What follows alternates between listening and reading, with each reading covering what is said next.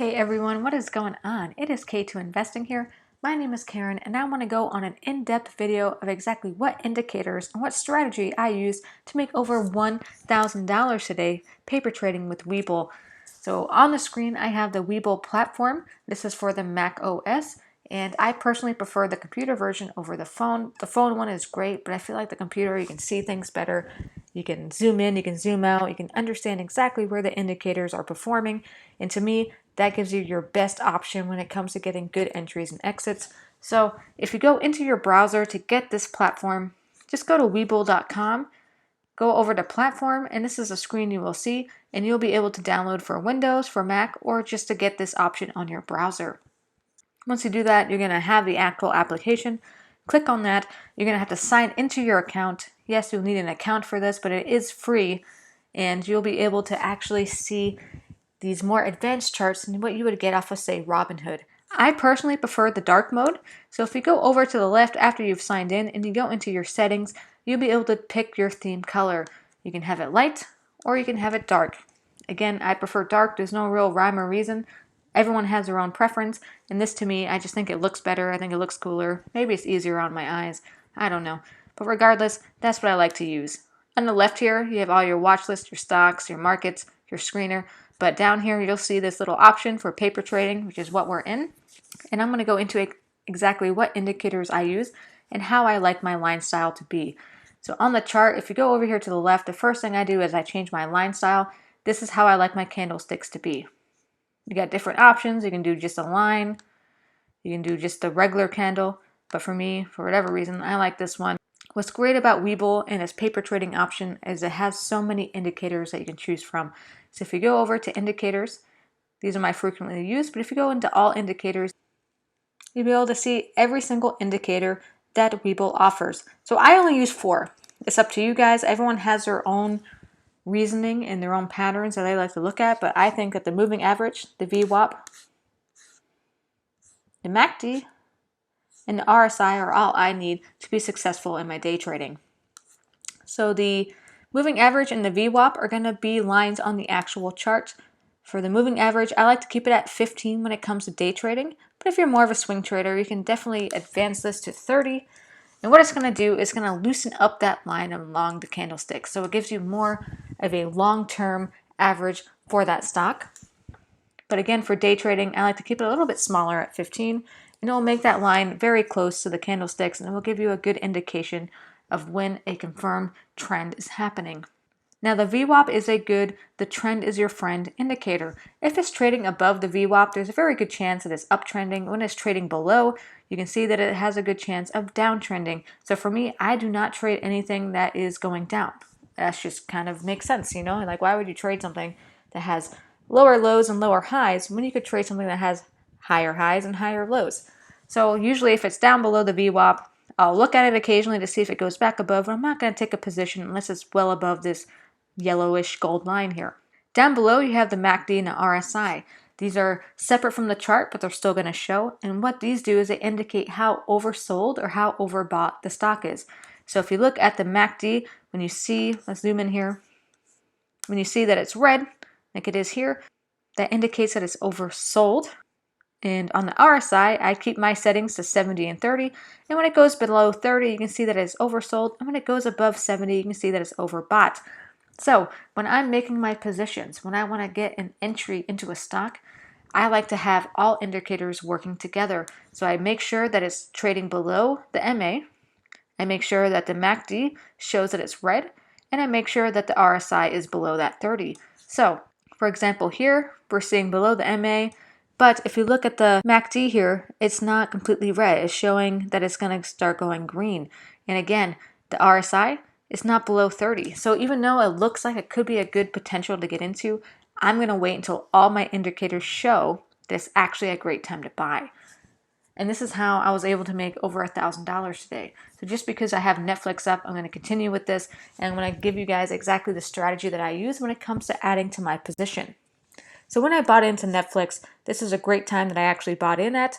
And as you can see, RSI is below 30. The MACD is showing red and it's down below the moving average.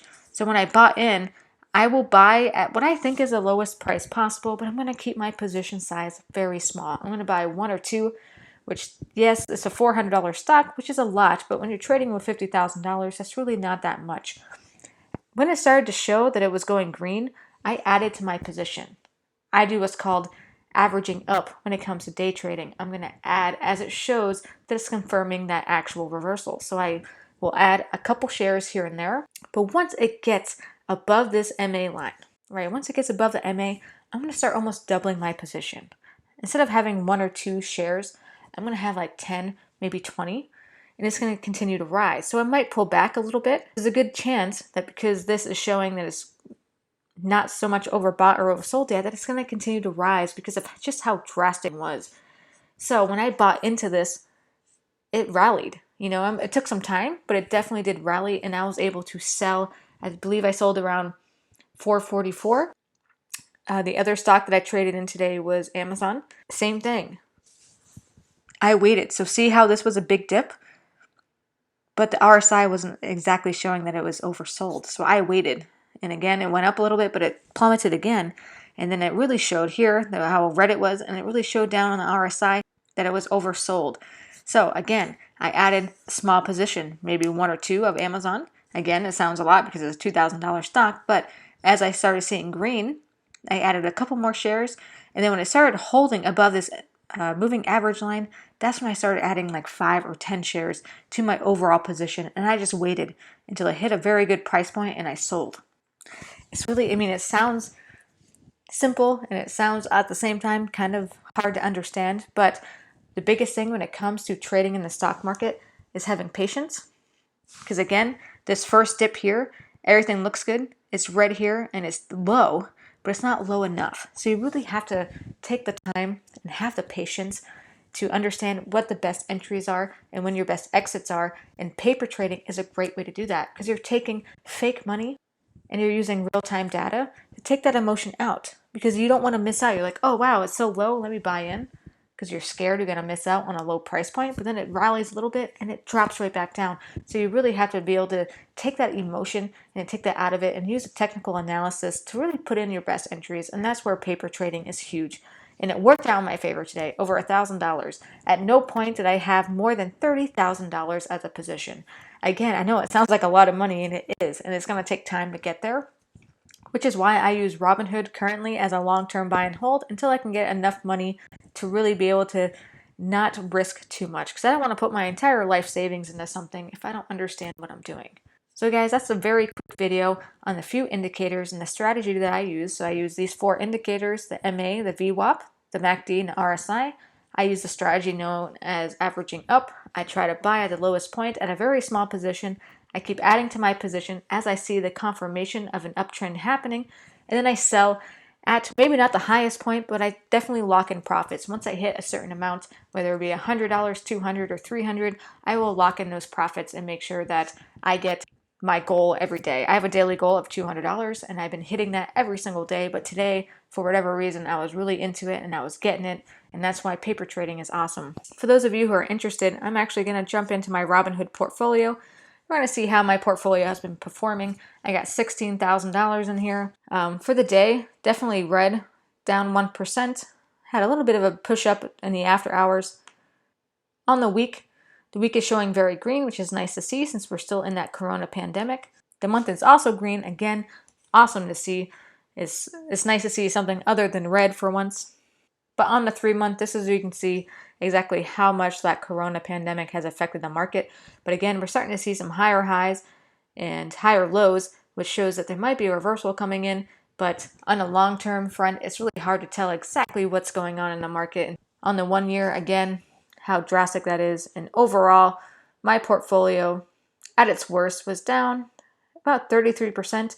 And at its highest, I was sitting almost at 22,000. So I'm trying to hit that 25 so I can day trade without restrictions, but it's going to take time. And as for now, I'm just buying and holding on Robinhood, and I'm collecting those dividends to keep my portfolio growing while we're in this downtrend. But as always, guys, I hope you learned something from this video. I try to make it as quick as possible just to give you an overall view and strategy of how I do my entries and exits when I'm paper trading on WeBull. If you liked what you see, please hit that thumbs up. If you have any questions or any concerns or even any advice, please put that down in the comments. If you guys want to see a video that's more in depth of every single share and position that I'm holding in my Robinhood portfolio, I'm going to leave that link down in the description. It's a little bit of a longer video, but it goes more in depth of exactly what I'm holding and why. And as always, guys, I hope you stay green, you stay classy, and you make your moves with that kinetic knowledge. Take it easy.